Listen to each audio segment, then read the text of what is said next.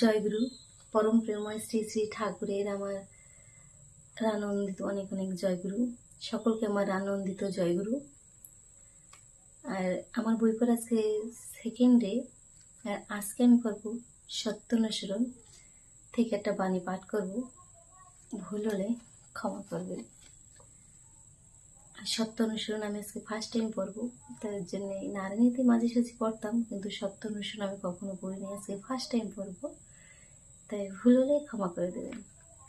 জয়গুরু। অনুতাপ কর, কিন্তু স্মরণ রেখো যেন পুনরায় অনুতপ্ত হতে না হয়। যখনই তোমার কুকর্মের জন্য তুমি অনুতপ্ত হবে, তখনই পরম পিতা তোমাকে ক্ষমা করবেন। আর ক্ষমা হলেই বুঝতে পারবে তোমার হৃদয়ে পরিবর্তন, সান্ত্বনা আসছে। আর তা হলেই তুমি বিনীত, শান্ত ও আনন্দিত হবে।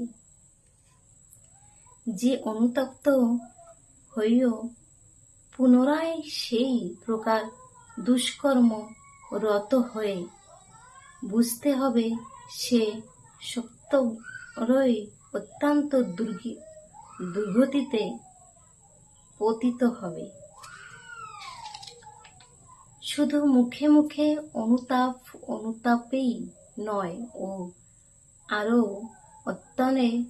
অন্তরে অনুতাপ আসার অন্তরায়।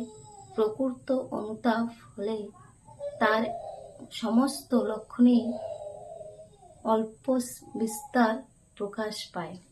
জয়গুরু।